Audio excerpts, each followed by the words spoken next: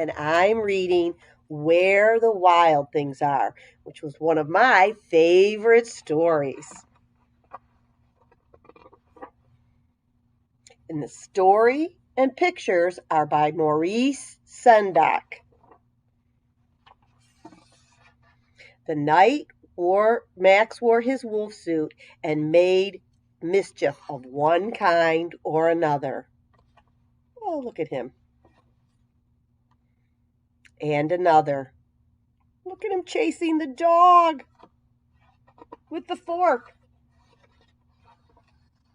His mother called up to him, "Wild thing," and Max said, "I'll eat you up."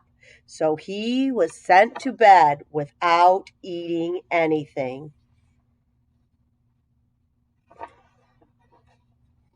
That very night in Max's room, a forest grew and grew and grew until his ceiling hung with vines and the walls became the world all around him. And an ocean tumbled by with a private boat for Max, and he sailed through the day and through the night. And in and out of weeks and almost over a year to where the wild things are.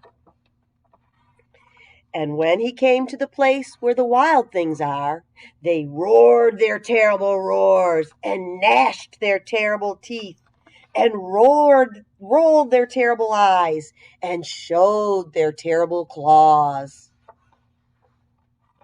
Till Max said, "Be still," and tamed them with a magic trick of staring into their yellow eyes without blinking once, and they were frightened and called him the most wild thing of all, and made him the king of all wild things.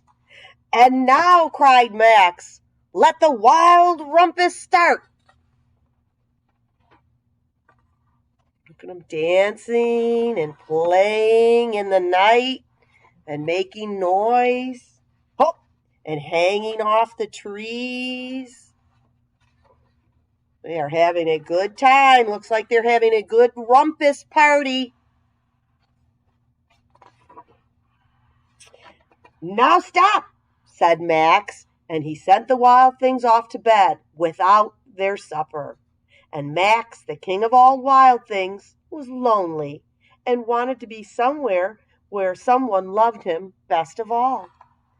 Then, all around, from far away across the world, he smelled good things to eat.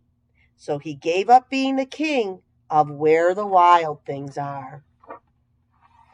But the wild things cried, "Oh, please don't go. We'll eat you up. We love you so." And Max said no.